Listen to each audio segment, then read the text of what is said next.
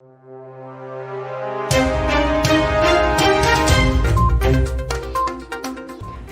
to Var India News Hour. Growing adoption of collaboration platforms could bring potential risks.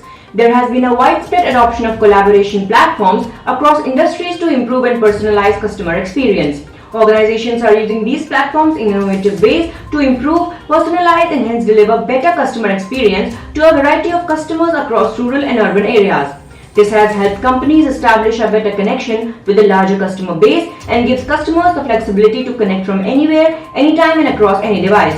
Beyond connecting with customers, companies are also using collaboration platforms in a variety of ways to enable new ways of working, learning, service delivery, hosting events and empowering our hybrid workforce. In the post-pandemic world, collaboration and conferencing tools like Microsoft Teams, Slack, Zoom, etc. have replaced desk chatter, water cooler conversations and even email. As we approach the end of 2021, organizations across the globe have understood the importance of the hybrid workspace and are preparing their teams for this new normal. As a semblance of normalcy resumed during the latter half of the year, we saw organizations adopt a mix of remote, hybrid and physical setups in different mixes as were best suited to their objectives. Virtual care and telehealth are here to stay, and the past couple of years have really highlighted the importance of virtual healthcare. Telehealth and video communications have made value-based care more accessible, convenient and affordable. Various innovations and improvements have improved patient experience to a great extent. Providers today can consult with global experts and continue their medical education with virtual training, certification programs and conferences. Most of the workers are on home networks, potentially using personal devices or interacting, unwittingly or not, through an authorized communication apps.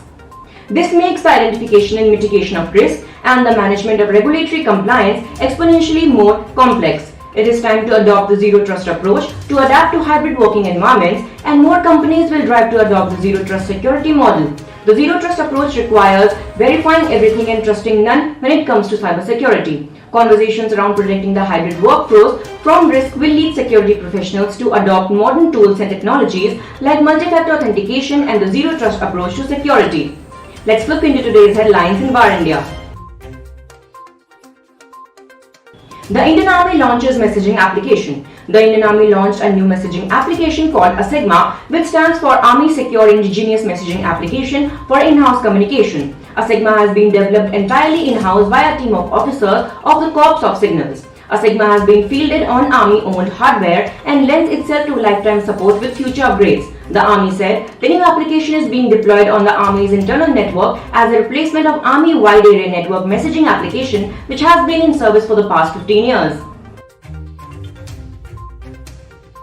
Carlyle Group to acquire Involta. Global investment firm Carlyle announced it has agreed to acquire Involta, a data center company focused on hybrid IT and cloud infrastructure, including data center colocation, hybrid cloud, edge, fiber and related products. The transaction is expected to close in the first quarter of 2022 and is subject to the satisfaction of customary closing conditions. This transaction supports Carlyle's growth in infrastructure investing, which includes investments in infrastructure companies supporting the digital economy. Involta owns and operates 12 data center facilities and an in-house 12,000 plus fiber mile network.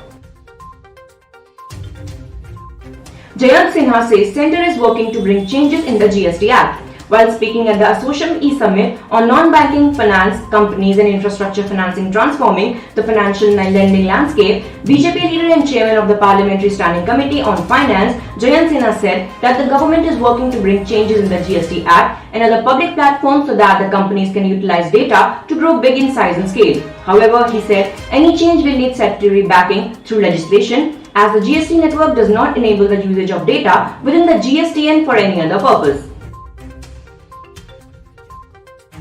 Subhash Garg doubts on government's ability to comprehend the new crypto bill. Former Finance Secretary Subhash Chandra Garg said that he has no confidence in the ability of the government to figure out the complexities of this new crypto phenomenon. He said, I expressed serious doubts when the government had expressed its intent to present the bill about the introduction of the Crypto Assets Bill in the winter session of Parliament. I am therefore not surprised to see the present situation where there is zero clarity over what is the bill. RBI extends card tokenization deadline till end of June. The Reserve Bank of India has extended the deadline for card tokenization till June 30, 2022 amid repeated requests from industry stakeholders. The earlier deadline set by the RBI was to expire on December 31, 2021. The reason behind stakeholders seeking an extension of the tokenization deadline was that many small and medium-sized merchants don't yet have the infrastructure to shift to the new system, though banks are more or less prepared for it. That's all for now. Please like, share, comment and subscribe to VAR India News Magazine. You can download the VAR India app from Google Play Store and Apple App Store for the latest news and updates. Stay tuned. Thank you.